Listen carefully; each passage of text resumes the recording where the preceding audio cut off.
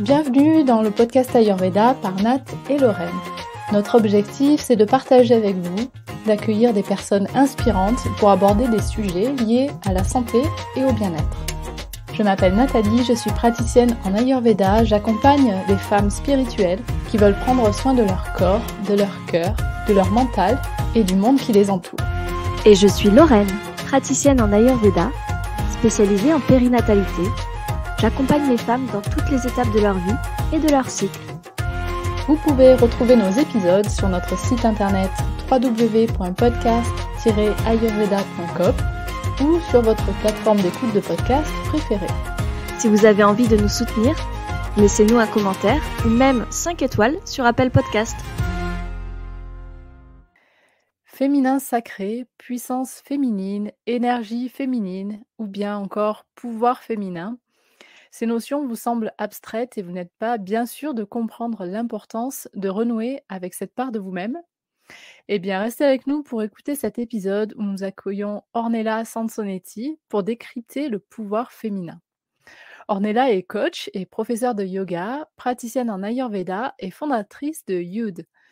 Elle accompagne depuis plusieurs années les personnes en quête d'équilibre à retrouver pas à pas leur plein potentiel de bien-être à travers l'Ayurveda, la nutrition holistique, le développement personnel et le yoga. Elle a aussi lancé il y a un mois son podcast Distilleuse de bien-être que nous vous invitons à découvrir. Mais en attendant, place à l'épisode et à la reconnexion au pouvoir féminin. Bonne écoute! Bonjour Ornella. Bonjour à toutes les deux. Coucou Merci d'être Ornella! avec nous aujourd'hui. Merci de m'avoir invitée. Je suis ravie de faire partie de cette émission, de ce beau podcast et de partager tout ça avec vous aujourd'hui. Alors pour les auditeurs, auditrices qui peut-être ne te connaissent pas encore, est-ce que tu peux nous raconter en quelques mots ton parcours et surtout comment tu as rencontré le yoga et l'Ayurveda? Alors c'est vrai que j'ai un parcours un peu atypique. À la base, je suis de formation plutôt littéraire, donc c'est plutôt la plume, avant le tapis de yoga et puis finalement, je suis aussi passée par, une autre étape qui est l'étape de l'extérieur. Donc comme vous l'avez dit, le féminin, c'est quelque chose qui me touche de près depuis de nombreuses années puisque j'ai commencé par, être maquilleuse professionnelle, donc à sublimer l'extérieur des femmes pour après m'intéresser plutôt à ce qui vient de la vraie beauté, hein, la vraie beauté qui vient de l'intérieur et pouvoir sublimer aussi cette beauté qu'on n'a pas toujours conscience, dont on n'a pas toujours conscience en tant que femme, en tant que maman, en tant que jeune fille et donc du coup, pas à pas, en découvrant moi-même ma féminité, en devenant aussi maman, j'ai découvert, plein de choses dont l'Ayurveda et dont le yoga. J'ai beaucoup voyagé donc j'ai découvert, principalement l'Ayurveda, à cause d'un problème de santé, personnelle et l'Ayurveda m'a vraiment aidée à traverser toutes ces choses, qui se sont passées à l'intérieur de moi. Donc je vous disais que j'avais beaucoup voyagé, c'est parce que, j'ai été jusqu'au bout du monde. Donc ça s'est passé en Australie tout ça. J'ai fait la rencontre de l'Ayurveda en Australie et voilà, j'ai poussé les portes d'une clinique, indienne, mais en Australie, pour pouvoir, d'abord me soigner et comprendre un petit peu ce qui se passait, dans mon corps et en fait, ça m'a ouvert les portes d'autres choses, puisque ça m'a vraiment ouvert les portes de la connaissance de soi avec le grand S, me comprendre en tant que personne et par la suite aussi en tant que femme et ça s'est plutôt passé sur mon tapis. Je pratiquais le yoga depuis déjà plusieurs années. J'ai commencé par le yoga aérien et si je me dis aussi que c'est pas par hasard que mon chemin de yogi est arrivé à travers les airs, puisque en tant que Vata Pitta, forcément, mon Vata dominant, c'est l'air, donc tout ce qui est, le mouvement, c'est quelque chose qui me touche profondément. La créativité et vraiment, voilà, le côté aérien, c'est quelque chose qui, vraiment m'anime et qu'aujourd'hui je partage aussi à travers mes cours. Donc du coup, j'ai vraiment repris cette force de me rendre compte que mon corps, était, déjà mon véhicule, mais n'était pas seulement, quelque chose qui me permettait, de marcher et de faire du sport, mais qui me permettait aussi de ressentir des choses et que c'était à moi en fait de pouvoir contrôler, maîtriser toutes ces choses à l'intérieur de moi que jusqu'à présent je maîtrisais pas. Et donc du coup, le yoga et l'ayurveda étant indissociables, toutes les 2, évidemment, bah, voilà, les choses se sont complétées, et j'ai dû enfin voilà, j'ai fait plein de choses aussi et j'ai omis, la une des plus grandes, parties aussi de mon parcours qui est que je me suis lancée dans la nutrition, holistique à la suite de la découverte du syndrome néphrotique de mon fils qui avait 2 ans, pas tout à fait 2 ans à l'époque. Donc le syndrome néphrotique, c'est, une pathologie peu connue qui est pas vraiment rare, mais voilà, assez mal, enfin voilà, assez mal, diagnostiqué déjà et surtout, bah, assez peu connu. Donc c'est vrai que si on en parle de temps en temps, on a parfois certaines personnes qui se rendent compte qu'elles ont été touchées un petit peu de près ou de loin par cette pathologie, sachant qu'il en existe plusieurs, hein. Donc il y a le syndrome néphrotique de l'enfant, celui dont est atteint mon fils et celui de l'adulte. Donc fort heureusement, ça a été, quelque chose qui a pu être pris à temps et qui n'est pas très grave pour lui en tout cas, parce que ça peut aller jusqu'à des dialyses et même à des greffes de reins. Donc du coup, c'est une pathologie qui vient, un petit peu, sursolliciter le système immunitaire et qui a des impacts sur les fonctions rénales. Donc souvent, c'est attribué comme une maladie rénale, mais ça n'en est pas vraiment une, c'est plutôt les conséquences, qu'ont, bah, ces dérèglements, du système immunitaire sur le rein et donc forcément, ça induit, une prise de traitement pour pouvoir mettre en sommeil un petit peu la maladie et donc cette prise de traitement induit aussi un régime alimentaire particulier puisqu'il y a souvent des grosses doses de cortisone qui sont prises aussi pour, mettre un petit peu, en sommeil, et calmer un petit peu le système immunitaire. Donc du coup, c'est vrai que j'ai commencé un petit peu à chercher, toute seule. Bon, à l'époque, jeune maman de 26 ans, avec cette nouvelle qui m'est tombée, dessus. Je pensais avoir une vie équilibrée, saine, manger de manière, voilà, correcte et naturelle et puis pas du tout. En fait, quand on s'intéresse aux étiquettes et qu'on voit que le sel, il y en a même dans de l'eau gazeuse et qu'il y en a même dans des choses dont on n'imagine même pas, avant d'y avoir, bah, posé les yeux, ça remet en question beaucoup de choses et donc du coup, j'ai commencé à me familiariser, pardon, avec cette nouvelle vie et vu que j'ai toujours été passionnée de cuisine, j'ai commencé en fait, à créer mes propres recettes. Bah, forcément en tant que vata dominant, la création, c'est quelque chose, qui nous marque beaucoup. Donc du coup, j'ai commencé à créer des petites recettes pour que mon fils, bah, prenne plaisir, continue à prendre plaisir à ce qu'il a dans son assiette et qu'il ne se sente pas frustré même, en étant, et ben, dans un cercle, amical ou dans un cercle familial, que ça ne bloque pas en fait, nos sorties et puis que ça soit pas un vraiment quelque chose qui nous empêche de vivre, toute la famille. Et puis du coup, ben, les choses ont fait que j'ai voulu m'y intéresser tellement de près que, bah, j'en ai fait mon métier.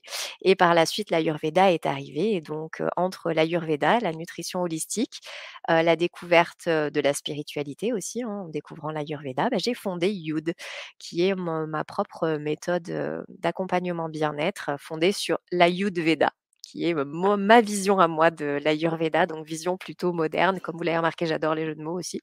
Donc du coup, voilà, toujours déculpabiliser, un petit peu toujours, essayer décoincer, dépoussiérer toutes les notions un petit peu qui peuvent, apparaître comme, entre guillemets «vieillottes». Bah, moi, en fait, je leur donne un coup de boost et j'aime bien désacraliser et décomplexer tout ça et il en est de même pour, tout ce qui touche à notre pouvoir féminin, justement. Mmh. Diffuser la Excellent, bah, connaissance. merci de Voilà, nous je partager tout diffuse ça. et je laisse infuser, comme dirait, Mmh. mon intro de distilleuse de bien-être. Exactement. C'est super et du coup, on avait échangé avec toi, dans le cadre de l'organisation de cet épisode. On avait plein de sujets qu'on souhaitait aborder et on s'était arrêté donc sur, le pouvoir féminin, reprendre son pouvoir féminin puisque c'était, dans ton discours et dans ta présentation quelque chose de très important aussi qui a aussi marqué ta vie et ton chemin, spirituel.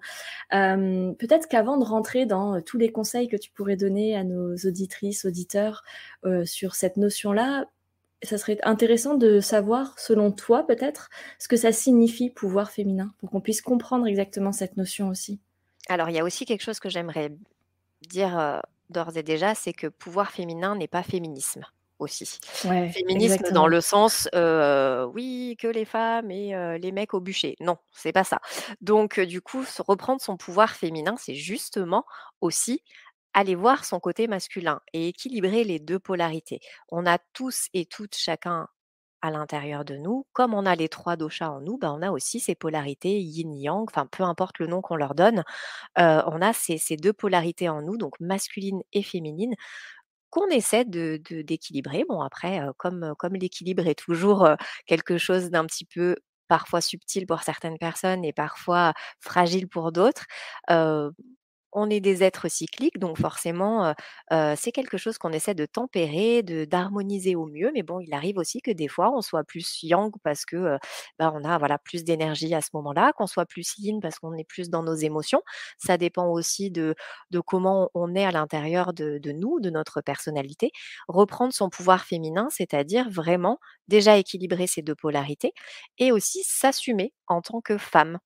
Donc femme dans sous toutes ses formes, c'est-à-dire qu'on peut être, aussi, donc il y a plein d'archétypes, féminins, qu'on aborde souvent aussi pendant les cercles de femmes.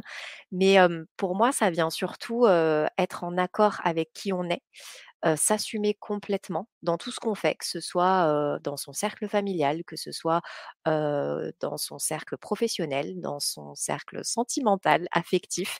Vraiment être la personne, qu'on a envie d'être, sans jugement aucun et le premier surtout, le jugement que l'on se fait à soi-même. Donc pour moi déjà retrouver son pouvoir féminin, c'est déjà se connaître en tant que personne, s'assumer et s'accepter et être honnête envers soi-même. C'est-à-dire que on peut pas mentir. À nous-mêmes, on ne peut pas mentir, on le sait quand on fait des choses bonnes comme moins bonnes, ça fait partie de la vie, c'est OK et plus on va se mettre des œillères et plus on va faire l'autruche sur certaines situations, plus ça va nous revenir, en pleine tête et du moment où on arrive à se dire: «OK, là aujourd'hui, j'ai peut-être pas été au bout de ce que j'avais envie de faire, voilà, c'est pas grave».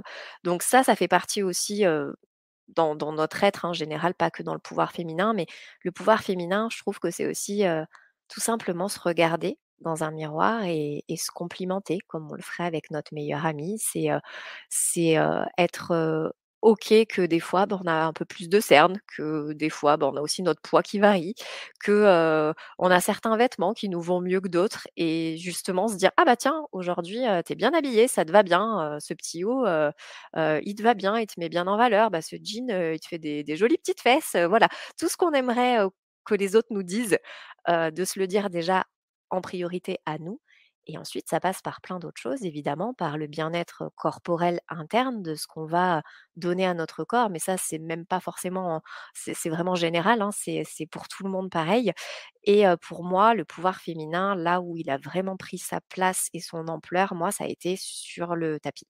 Ça a été, en yoga où vraiment j'ai repris, ma force interne, physique, mentale, sur le tapis et après ça s'est amené en dehors. Donc ça a été Mmh. vraiment quelque chose qui m'a waouh! Enfin, ça a été une Mmh. découverte dingue. Même quand j'en parle, j'ai les frissons parce que ça a vraiment été l'endroit où je me suis dit: «En fait, tu es capable et tu es jolie». En fait, je me suis sentie belle en faisant des flots. Sans forcément avoir ce côté où je me regarde, où je me prends en vidéo, où je me prends il y a ça aussi, ça fait partie d'un chemin, d'une thérapie, de se confronter à son image et cetera. Mais vraiment de sentir, la force que je pouvais avoir dans mes petits bras et dans mes petits, 45 kilogrammes à l'époque de ma reconstruction, ça m'a fait un électrochoc, vraiment.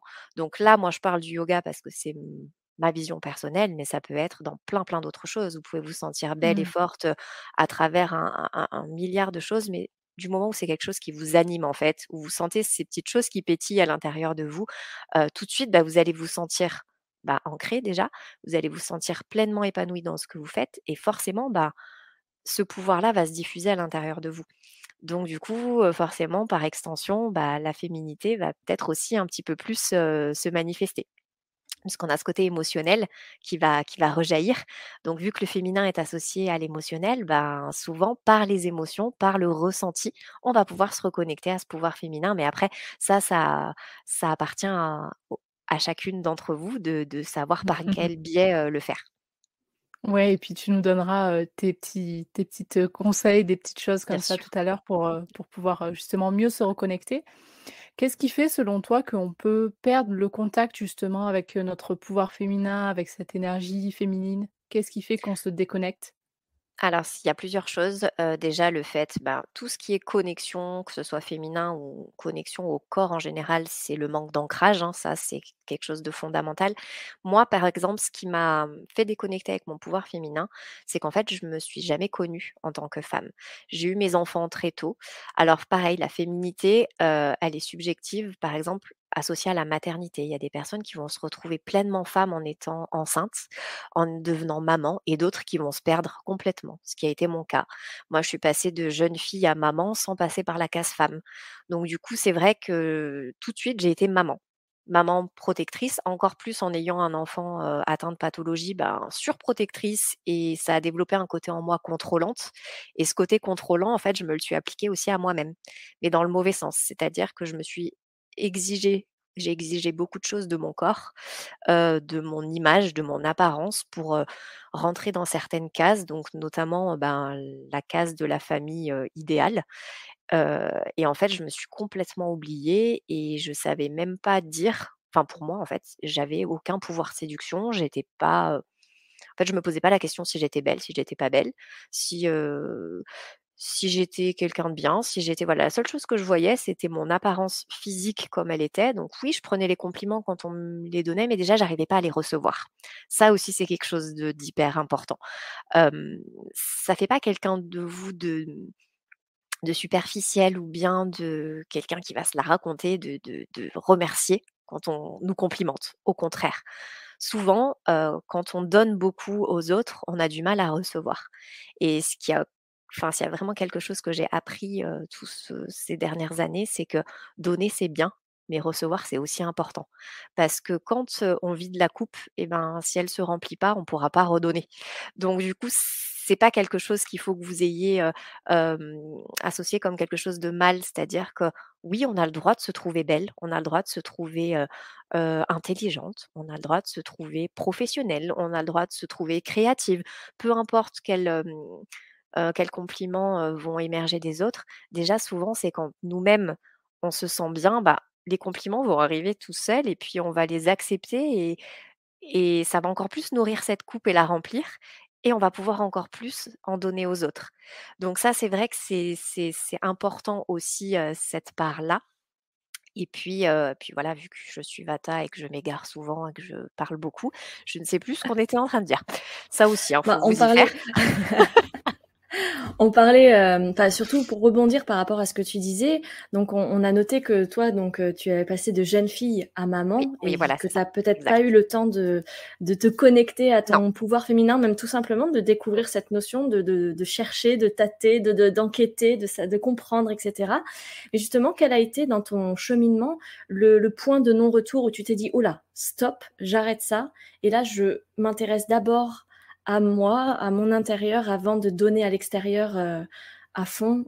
Qu'est-ce qui a fait ce déclic en fait? Alors le premier déclic, ça a été, bah, le fait d'avoir cette petite, «maladie» entre guillemets qui m'est arrivée en Australie. J En fait, pour la petite histoire, j'avais vraiment, donc il y a eu le décalage horaire, le décalage d'environnement.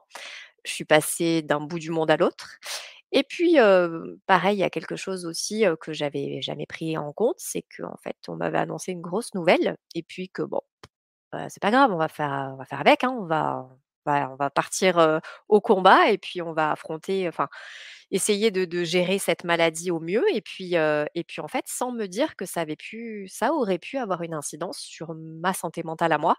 Ça s'est en fait mis devant moi quand j'ai pas eu le choix. C'est-à-dire que, mon corps a, en fait, a su me montrer à ce moment-là: «Eh oh, là, il faut que tu t'arrêtes parce que sinon ça va mal finir» et j'ai pas tout de suite vu. C'est vrai que je me suis plus rendu compte, parce que je l'ai ressenti aussi, d'être mal pendant des mois et des mois quand tu te lèves et que tu as le ventre d'une femme enceinte de 4 mois dès le réveil alors que tu n'as rien avalé, que cette douleur de poing à l'estomac, de ballonnement, de mal-être te poursuit jusqu'à ce que tu ailles te coucher, quand c'est ça des jours et que peu importe ce que tu manges, ce que ton corps ingurgite, en fait, c'est pareil. J'ai fait pareil, hein, je suis allée au-delà de mes limites, parce que je voyais qu'en mangeant sainement, c'était la même chose que quand je mangeais pas forcément bien, bah, forcément je me suis dit le fameux, comme tout le monde se dit, hein: «Perdu pour perdu, bah, c'est pas grave», mais c'était pire en fait. C'était des j'étais en train vraiment de me faire du mal, mais sans vraiment m'en rendre compte, comme si j'attendais en fait qu'il y ait ce point de non-retour pour, justement, bah, me réveiller. Et c'est ce qui s'est passé, en fait, j'ai décidé de m'intéresser un petit peu aux différentes formes de nutrition qu'il y avait. Je suis tombée par hasard, même si le hasard n'existe pas, sur l'ayurveda. J'ai, commencé à prendre une consultation au départ par visio avec, bah, la personne qui m'a sans le savoir, bah, dirigée vers mon futur métier et qui a aussi, dirigé ma vie vers ce côté féminin puisque aujourd'hui donc Christelle Antonia qui est, aussi praticienne en ayurveda et qui est plutôt spécialisée sur le pouvoir féminin, le tantra et cetera donc qui m'a amenée quelques années plus tard une nouvelle fois vers cette découverte-là.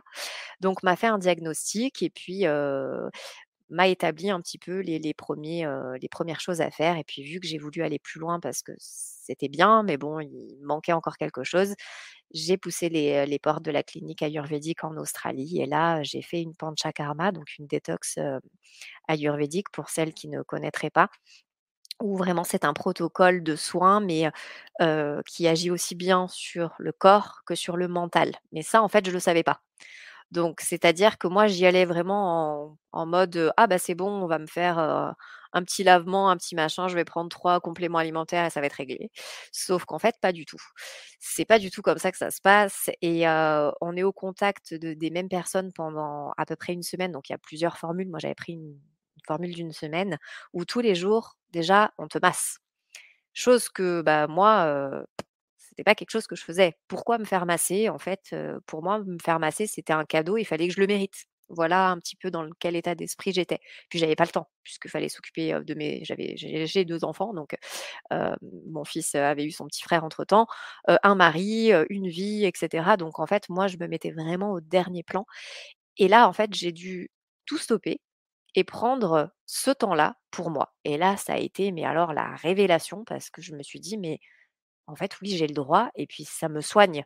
Donc le cheminement après aussi a fait voilà, sa route dans ma tête et je me suis dit: «Bah, tiens» j'ai commencé à m'intéresser aussi à ce côté santé mentale, mais un petit peu à distance parce que je trouvais un petit peu le concept, pas trop, voilà, pas trop encore, j'étais pas encore prête pour ça, pas complètement assumé de me dire que j'avais le droit de me faire du bien aussi au niveau mental et j'ai reconnecté aussi petit à petit avec la spiritualité parce que ça a toujours été quelque chose, qui m'a attirée, l'astrologie, les pierres, les cartes, enfin, c'était toujours des choses avec lesquelles j'étais très connectée petite et sur lequel j'ai mis un couvercle, quand je me suis mis en couple et que je me suis mariée. Je suis restée 14 ans avec mon ex-mari et l'autre point déclic qui a fait que j'ai pas eu le choix, c'est aussi ma rupture avec mon ex-mari, donc un divorce où je me suis retrouvée, seule avec mes 2 enfants, puisqu'il est reparti vivre à l'étranger et ça a été vraiment le gros choc de me dire: «Attends, aujourd'hui là, tu as bientôt 33 ans, tu te retrouves seule avec 2 enfants, assez petits, qu'est-ce que tu vas faire de ta vie maintenant en fait? Qui es-tu?» Là, non, tu vois bien que tu es pas juste une maman. Donc ça a été, plus par le côté professionnel au départ et puis petit à petit après, le fait de laisser l'espace, à ma vie professionnelle, de laisser l'espace à ma vie de femme, bah, forcément aussi j'ai laissé la place, à cette vie de femme célibataire, jeune, voilà, jeune célibataire maman. Qu'est-ce que je fais de toutes ces infos? Comment je m'y retrouve là-dedans? Bah, je me suis plongée dans le travail, hein, au départ. Donc la chance que j'ai eue pour le coup, c'est que mon travail était en lien avec la spiritualité, la connaissance de soi, donc ça a boosté encore plus. Et puis un autre point qui m'a fait, aussi, heu, un autre déclic, ça a été le confinement. Puisqu'on s'est tous confrontés à, «Ah, là, on est obligé d'arrêter, qu'est-ce qu'on fait?» Et bah, je pense que j'ai gagné, des années et des années de travail sur moi parce que ça a été une période très compliquée où j'ai dû me faire face vraiment et savoir vraiment ce que je voulais faire dans la vie, me connaître, savoir qui j'étais, ce que j'aimais, ce que voilà, ce que je recherchais dans ma vie pour être épanouie et ce que c'était le bonheur en fait, tout simplement, mon bonheur à moi et bah, je suis passée par tout un tas d'étapes et celle qui m'a fait prendre la revanche un petit peu sur mon pouvoir féminin, c'est quand d'ailleurs, c'est très drôle parce que je viens de finir l'enregistrement de cet épisode, pour mon podcast où je me suis retrouvée dans la jungle des rencontres, 2.0 en fait, hein, maman célibataire à l'aube de mes 35 ans à m'inscrire sur Tinder quoi donc à se dire: «Ouh là là, j'ai mis plus d'1 an à le faire» et puis en fait, je me suis dit: «De toute façon, tu pas bien le choix. Tu vas pas rester, cloîtrée chez toi à t'enfermer, dans ta vie de maman, de voilà, d'entrepreneur et ne plus avoir aucun contact avec l'extérieur puisque forcément nos cercles d'amis ont été soit restreints, soit sont toujours restés les mêmes pendant ces 2 ans-là. Donc du coup, les occasions de rencontres se sont fait plus rares. Moi, dans ma situation personnelle, ben, j'avais 2 enfants à gérer à plein temps. Il aurait fallu une chance, monumentale pour que pendant la seule soirée que j'avais de libre, sur laquelle, bah, il fallait que je demande à mes parents aussi de garder mes enfants accessoirement, de dire: «Bah, tiens, qu'est-ce que tu fais ce soir?» «Bah, oui, bah, je pars en date avec un gars que je connais pas». Donc oui, déjà ça, c'était un peu compliqué et puis, voilà, de se confronter aussi à se dire: «Bah, c'est la vie qu'on mène quoi, hein». On fait tout en ligne, on fait ses courses, on fait du sport en ligne et ben, pourquoi pas rencontrer, une personne en ligne? Pourquoi pas? Et ça a été un vrai challenge pour moi et pendant donc j'y suis restée 1 an, bon, en coup par coup, hein, mais c'est là que cette expression de, hem, on attire à soi les énergies qui nous ressemblent a pris tout son sens parce qu'entre, le premier match que j'ai fait et le dernier, j'ai été 2 personnes différentes et sur ce parcours, j'ai attiré, les hommes que j'avais besoin de rencontrer à ce moment-là et qui m'ont permis de me découvrir et d'aller explorer des parts sombres que j'avais jamais explorées, que j'avais peut-être pas envie d'aller explorer, que j'avais peur d'aller explorer et sans ça, je pense que j'y serais jamais allée. Donc c'est vrai que ça a été une expérience, particulière, avec des moments bons comme moins bons, mais je les ai tous pris comme des expériences après coup, avec le recul bien sûr, parce que forcément quand on est dedans, bah, surtout si on est dans l'émotionnel, c'est un petit peu difficile à encaisser.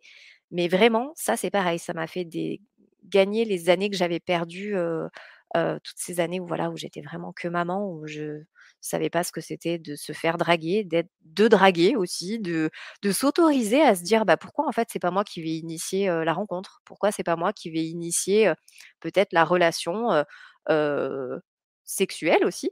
parce qu'il faut en parler, hein, le tabou aujourd'hui, sur la femme et le sexe, il reste encore présent alors qu'on est, bientôt en 2023.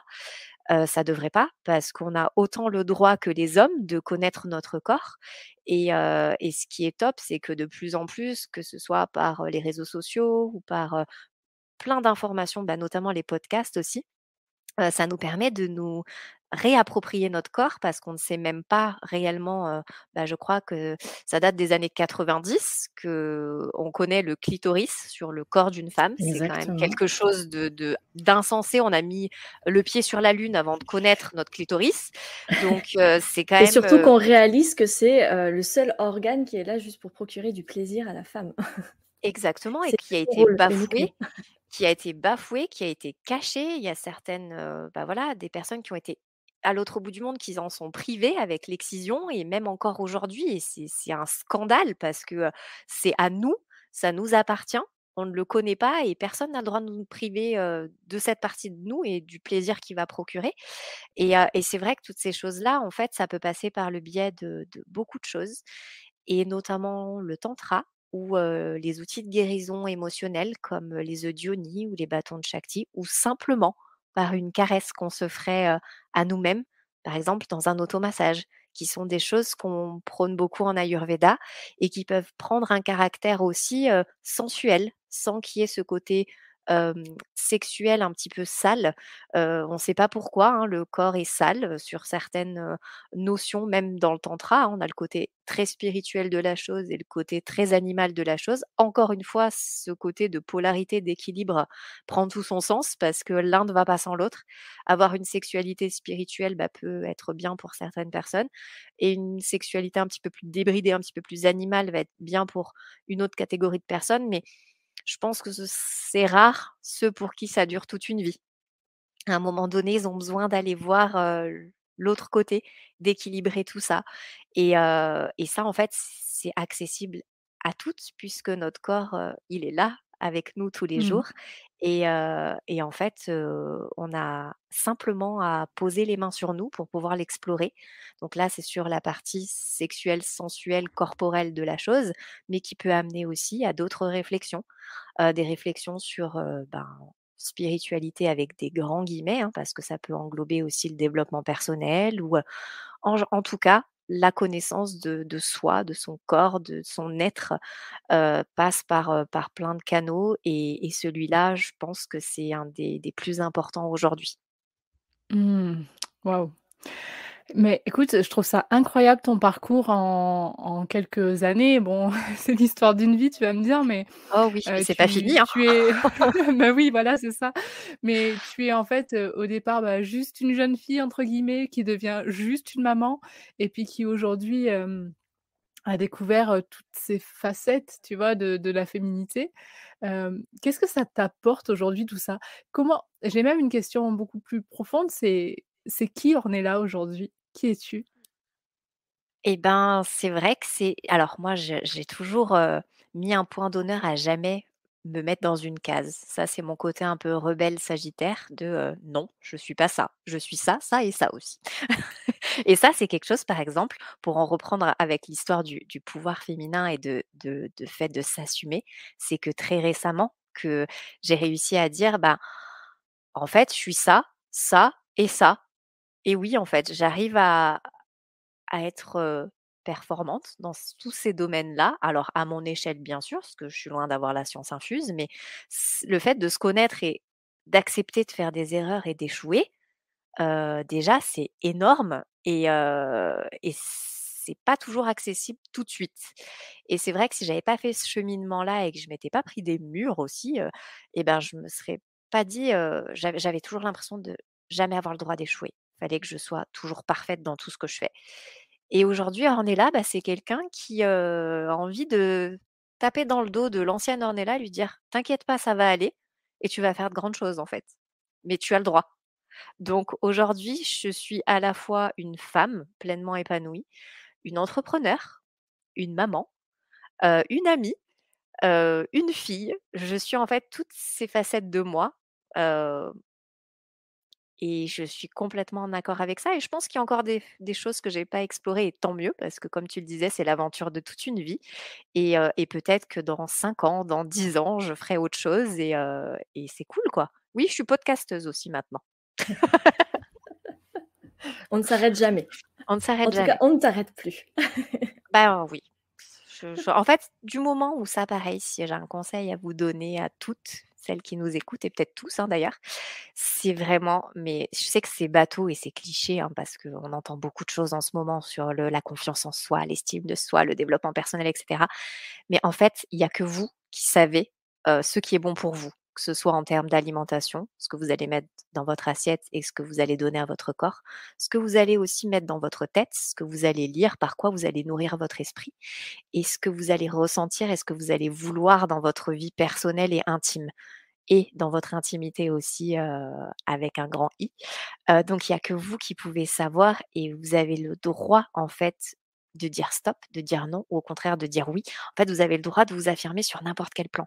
Il y a que vous qui pouvez savoir ce que vous voulez et ça, moi, je l'ai appris plutôt dans la douleur, mais bon, la leçon est quand même rentrée, donc si je peux vous éviter cette douleur, ben, voilà. Et justement, aujourd'hui, quels conseils, tu donnerais, enfin, sur le «protocole» entre guillemets, même si, évidemment, toute femme est différente, tout Bien individu sûr. est différent et du coup a son propre peut avoir son propre protocole, sans, directement aller s'inscrire sur Tinder ou aller, directement sur, de l'automassage ou le tantra. Quels seraient les conseils basiques déjà pour, les auditrices, par exemple, qui nous écoutent et qui se disent: «OK, là, j'ai du taf à faire sur, mon pouvoir féminin, sur ma féminité, sur toutes ces notions qu'elles viennent d'aborder là sur le podcast Ayurveda. Je commence par où?» On va lui faciliter la tâche à cette auditrice. Une seule et unique question. Est-ce que tu es heureuse aujourd'hui? Si oui, tant mieux. Qu'est-ce que je peux améliorer? En général, on est heureux, certes, mais quelle est la définition du bonheur, de ton bonheur? Et quand on commence à aborder ça, on se dit: «Ah oui, bah tiens, peut-être que là, il y a ça qui va pas ou ça, j'aimerais l'améliorer», et c'est là où en fait, on va savoir quel point à aborder en premier. Parce que quand on prend toutes ces informations, comme, bah, vous le savez aussi, hein, je pense quand on vient vous voir en coaching, l'ayurveda c'est vaste et quand on fait encore d'autres choses à côté, c'est encore plus difficile de se recentrer. Mais surtout voilà, de se dire: «Quelle est la première chose à faire?» Il faut toujours le faire pas à pas et même si on le sait pas, par exemple, tout simplement une des 1res choses que je peux dire à tout le monde, parce que ça concerne tout le monde, c'est de prendre des temps pour vous. Mais quand je dis prendre du temps pour soi, c'est vraiment ça, c'est-à-dire pas forcément alors oui, hein, si on peut se faire masser, qu'on peut, se faire du bien à son corps, bien sûr, mais c'est même pas ça. C'est dans une journée type, surtout en tant que femme, on a énormément de choses à faire, de se prendre allez, peut-être commencer par un quart d'heure, 20 minutes et juste rien faire. Parce que rien faire, c'est déjà beaucoup. Et encore plus quand on a une personnalité contrôlante où on a envie de tout gérer et envie de que tout soit bien, timé, et que tout, soit vraiment nickel. Ça, c'est un des plus gros travails à faire, je trouve. Moi, ça a été ce qui a été le plus dur pour moi et ça l'est encore des fois, hein, quand je sens que voilà, c'est limite, limite. Mais maintenant, j'ai aussi la présence d'esprit de me dire: «Eh oh, là stop, t'arrêtes». Ça peut être par de la méditation aussi, tous les jours. Moi, je sais que j'utilise une application pourtant, hein, je fais ça tous les jours, mais c'est pareil, c'est des coordonnées qui sont les plus mal chaussées. Je vais pas me faire une auto-méditation à moi, parce que je fais souvent des méditations guidées, donc je vais pas m'écouter me faire une méditation, donc je laisse ça aussi à quelqu'un d'autre et c'est la richesse aussi, de pourquoi on fait ça aujourd'hui, c'est qu'on est toutes les 3 praticiennes en ayurveda et qu'on vient diffuser chacune notre message qui vient se regrouper et je trouve ça magique de pouvoir partager, toutes nos connaissances communes et de les diffuser au plus grand nombre. Donc si c'est quelque chose qui vous appelle ou pas aussi, parce que ça peut être donc de la méditation, ça peut être simplement de la contemplation aussi, de la visualisation, se répéter un mantra qui nous fait du bien, qui résonne. Ça peut passer par tellement de choses en fait que, on s'en rend pas compte, mais c'est les petites choses du quotidien qui vont faire que, bah, l'épanouissement va arriver. La reconnexion à soi va arriver petit à petit, elle va faire son chemin. Il y en a pour qui ça va être, tout de suite. Il y en a pour qui, bah, ça prendra un peu plus de temps, mais ça ne veut pas dire que ça se fera pas et que c'est moins bien.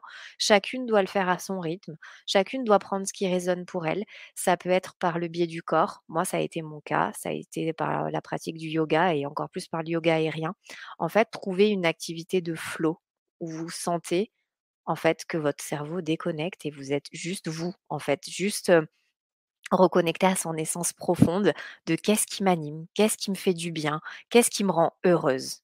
Ça peut être de faire un plat, ça peut être de lire un livre, ça peut être de regarder une série, ça peut être d'écouter, un type de musique, ça peut être de regarder un arbre, des feuilles tombées, peu importe en fait, quelque chose qui vous anime et où vous ressentez que ça provoque quelque chose à l'intérieur. C'est déjà par ça. Ouais, puis ça dépend vraiment des personnes, comme tu disais tout à l'heure. Mmh. Tu as parlé aussi beaucoup de se réapproprier son corps, Ouais, et tu nous as cité plusieurs outils. Est-ce que peut-être tu peux faire un petit petit récap. pas à pas sur comment ou un petit récap, voilà, de comment renouer, en fait, avec son corps? Alors, ça dépend déjà quelle vision on en a. Est-ce qu'on en a une déjà? Est-ce qu'on a une vision de son corps? Est-ce qu'on s'est déjà regardé? Est-ce qu'on s'est déjà observé? Savoir, tiens, ben, comment est mon bras? Tiens, si je le touchais, qu'est-ce qui se passe? Est-ce que ben, de me faire une caresse, ça me met mal à l'aise? Est-ce que ça me fait du bien? Est-ce que je ressens des frissons? Est-ce que j'aime ça ou pas? Est-ce que je préfère que ce soit quelqu'un d'autre qui le fasse? Hem, il y a ça aussi, se réapproprier son propre pouvoir, c'est déjà la base avant de donner ce pouvoir à quelqu'un d'autre, par exemple. Donc ça peut être de se regarder, c'est un exercice qui est pas facile, mais de juste prendre, alors ça va vous paraître énorme, mais 5 minutes à se regarder, à s'observer sans se juger. Ça, c'est déjà pas facile pour tout le monde. Et à ce moment-là, avant de dire ce qui va pas, dire ce qui va et ce qu'on aime. Tiens, j'ai des beaux yeux, j'ai des jolis cils. Tiens, j'ai peut-être, une poitrine qui a subi les effets de la gravité avec une grossesse et des allaitements, mais j'ai mis au monde, 1, 2, 3, plus d'enfants. J'ai créé la vie. Je sais que ça paraît peut-être subjectif pour certaines personnes, mais tiens, bah oui, j'ai des vergetures, mais elles sont là pour me rappeler que j'ai peut-être subi à un moment de ma vie, un peu plus de voilà, peut-être même un traumatisme, peut-être, une joie d'une grossesse ou que, bah, j'ai perdu du poids parce que j'ai eu quelque chose qui m'a affaiblie ou, voilà. Il y a plein de choses sur lesquelles, en fait, on s'arrête pas et ça demande, du temps, ça demande, de la force parce qu'on n'est pas toujours, c'est pas toujours facile, c'est pas toujours agréable, c'est vulnérable aussi et la vulnérabilité pour moi, c'est une des plus grandes forces qui existent. C'est pas soulever des kilos et des kilos de fonte, c'est, être capable de dire: «Ben, j'ai mal, je souffre», heu et en fait ça et de l'exprimer, d'arriver à dire, bah, pourquoi ça va pas et pourquoi je me sens mal et ça aussi, hein, le fait d'avoir un entourage qui nous soutient, qui puisse nous écouter, mais une vraie écoute, c'est-à-dire sans forcément donner son avis, sauf si on lui l'a demandé, mais l'écoute active entre, vos proches, vos amis, votre famille, ça c'est quelque chose de hyper important et qu'on fait presque jamais parce qu'on a envie d'interagir avec l'autre et c'est par exemple quelque chose moi que je fais beaucoup dans les cercles de femmes qui m'a beaucoup aidée, de me positionner en observatrice et d'écouter et souvent, c'est quelque chose qui, waouh, te revient, dedans et c'est là où la magie se produit, c'est que chacune va dire quelque chose qui va faire émerger en nous un sentiment, une émotion qui va nous rappeler à un certain moment de notre vie, à quelque chose qu'on a vécu ou qu'on est en train de vivre et créer du lien comme ça, c'est aussi, important pour pouvoir se connaître parce que c'est bien de le faire soi toute seule, mais c'est bien de partager tout ça avec des personnes qui puissent nous écouter et nous comprendre. Donc vous entourer aussi d'un cercle, bienveillant, bien que ce mot est aussi utilisé à tort à travers, de partout, mais en tout cas sans jugement et qui est juste là pour, vous écouter, déposer ce que vous avez besoin de déposer, ça va vous libérer et ça peut aussi, bah, enchaîner plein de choses. C'est-à-dire que si j'ai un surplus de poids, c'est peut-être parce que j'ai des choses en moi qui pèsent et qui sont pas forcément liées à ce que j'ai mis dans mon assiette, qui sont peut-être liées à ce qu'une personne m'a dit il y a même peut-être 5 ans et que j'ai jamais digéré en fait. Il y a et ça, le fait de s'en libérer et de parler, hem, de s'exprimer, de laisser son chakra de la gorge, s'ouvrir, ça aussi c'est une partie de son pouvoir féminin parce que, j'ose, je suis capable. Ça va activer aussi, ben, ma confiance et ben, si je suis une femme confiante et forte et ben, je serai aussi, peut-être une maman, plus stable, plus ancrée, plus à même de pouvoir consoler mon enfant ou pour ma part, tempérer les petits conflits entre 2 petits mâles.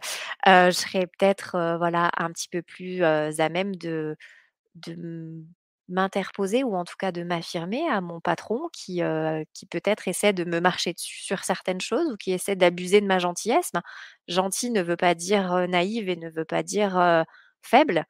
Être capable de dire que ça va pas ou que ça va aussi, c'est une force. Donc votre vulnérabilité, pardon, c'est votre force. Donc commencez déjà à vous accueillir en tant que vous et surtout quand ça va pas, en fait. Waouh, merci Ornella pour tout ce que tu dis. Ce qui est hyper intéressant, c'est ce qu'on voit qu'il y a plein de Ouais, possibilités. c'est pour ça que j'ai C'est souvent du on mal à n'arrête répondre à une jamais. question. C'est mon Mais tant problème. mieux, ça donne des bribes et on sait que les personnes, elles peuvent, déjà, aller voir aussi ton compte, aller écouter ton podcast, lire des livres peut-être que tu as à Mmh. recommander Bien ou sûr. en fait, il y a plein de possibilités, pour renouer avec son pouvoir féminin et il y a plein de façons de faire autant qu'il y a de femmes sur terre, je pense Oh oui. donc voilà, merci déjà pour tous ces premiers pas Et qu'on ben, peut avec faire. grand plaisir. J'espère que ça aura pu, en aider, même ne serait-ce qu'une, ça sera déjà, un Exactement, pari gagné énorme. et si ça en a aidé plus et bah, encore mieux. Donc c'est tout ce que je souhaite, que, le pouvoir féminin, soit en chacune d'entre vous et que vous puissiez vous réapproprier toutes ces notions qui sont naturelles et qui sont instinctives, mais qu'on a perdues avec le temps et qui ne demandent juste qu'à refaire leur apparition. Mmh, tout à fait. On a des petites questions pour finir cet Bien sûr, épisode. On est là, c'est nos questions rituelles qu'on aime bien oui. poser à tous nos invités. La première question, c'est quel est ton rituel préféré, celui que tu ne pourrais pas louper quoi qu'il arrive? Je pense que ce serait, là, en ce moment, en tout cas, c'est ma méditation du matin. Parce que quand je la fais pas, ma journée est pas du tout la même et c'est pas forcément une méditation dans le silence d'ailleurs. C'est parfois, des méditations qui sont en lien avec, l'activation de l'énergie ou, avec justement le mouvement aussi, notamment du bassin. C'est des choses en ce moment que voilà qui me plaisent bien. OK, merci pour ce partage. Notre deuxième question ça porte sur tes projets. Quels sont tes Oui. projets pour les prochaines semaines? Alors pour les prochaines semaines, donc je suis, collaboratrice d'un événement, qui a fait sa première il y a pas très longtemps, mais qu'on va, un petit peu plus, diffuser sur les prochaines semaines, voire les prochains mois. Donc, c'est une croisière yoga et brunch, donc sur les gorges de la Loire, puisque moi je suis, du côté de la Loire, à côté de Saint-Étienne et où vraiment on crée des expériences. Donc ça s'appelle flotter avec un jeu de mots sur le flow, flow du yoga et thé, du thé puisque, on aime bien les jeux de mots, vous l'avez remarqué et du coup on est en train vraiment de créer, tout un espace de d'expérience qui est accessible, bon il y a beaucoup de femmes bien sûr, mais aussi aux couples. Donc c'est quelque chose qui me plaît beaucoup d'accompagner aussi, des couples à reconnecter peut-être si parfois la connexion se perd à travers des activités de bien-être comme celle-ci, où on partage un moment, où on crée des souvenirs, qu'on vient à la fois ressentir dans son corps, physique en pratiquant le yoga, mais aussi, on vient ressentir dans son corps, hem, plutôt, heu avec les papilles, il y a aussi une expérience culinaire, partager ce moment-là de choses qu'on ne connaît pas, découvrir aussi, un coin de notre région, moi la première que je ne connaissais pas donc et échanger après sur différents sujets. On va essayer de faire ça sur plusieurs thèmes, différents. Après les autres projets, c'est de continuer aussi, à développer, mes accompagnements, que ce soit en physique ou toujours, en visio, continuer le podcast et puis, peut-être, lancer un projet que j'ai depuis un certain temps qui est les retraites de yoga puisque, Covid oblige, j'ai dû mettre en suspens. Donc, voilà, tous ces projets autour des enfin moi voilà, c'est vraiment l'événementiel et le côté, rapprochement entre humains et discussion, échange qui m'anime, beaucoup. Donc pareil, des cercles de femmes qui vont se réorganiser pour 2023 et puis toutes les choses que je connais pas encore et que voilà, qui Qui vont venir à émergeront. moi. Voilà, exactement, dont je laisse la place, à l'inconnu. Ça aussi, c'est tout nouveau. Donc je fais confiance et je laisse venir. Mmh. Ça fait du bien aussi. Oh oui. Et notre dernière question s'appelle l'instant de gratitude. Mmh. Qui aimerais-tu remercier ou de manière plus globale, qu'est-ce que tu aimerais remercier? L'univers en premier pour, m'avoir, fait, comprendre que je passais à côté de ma vie et m'avoir donné les signes et me donne des signes tous les jours pour m'aider à me reguider si je pars sur le mauvais chemin. Et bien sûr, merci à vous parce que c'était encore quelque chose de guidé par l'univers qu'on se retrouve ici, maintenant, aujourd'hui pour parler de ce sujet. Je trouve ça formidable ce que vous faites et vraiment je vous remercie d'avoir fait ça parce que j'ai eu des moments où j'ai un petit peu perdu ce côté, de me dire que la magie existait, que la vraie bienveillance existait et puis, ça m'a fait me rappeler que si et je suis vraiment extrêmement reconnaissante d'avoir croisé votre route et de faire cet épisode avec vous aujourd'hui. Mmh. Ça nous Voilà. touche beaucoup et nous Mmh. aussi, on est vraiment heureuses d'avoir pu faire ta connaissance, à travers, cet épisode et puis même Ouais plus. et on a Oui passé un excellent moment. et ben, moi Mmh. aussi. Merci beaucoup Ornella. Merci à vous À et à très très bientôt, bientôt. j'espère. À bientôt. Oui, à bientôt Ornella, merci. Merci pour votre écoute. Si comme nous vous aimez cette idée de podcast sur l'Ayurveda, n'hésitez pas à nous encourager avec une note ou un commentaire sur votre plateforme d'écoute de podcast et bien sûr en vous abonnant au podcast. Vous pouvez nous retrouver sur notre site internet www.podcast-ayurveda.com ou sur notre page Facebook Podcast Ayurveda par Nat et Lorraine. À très bientôt!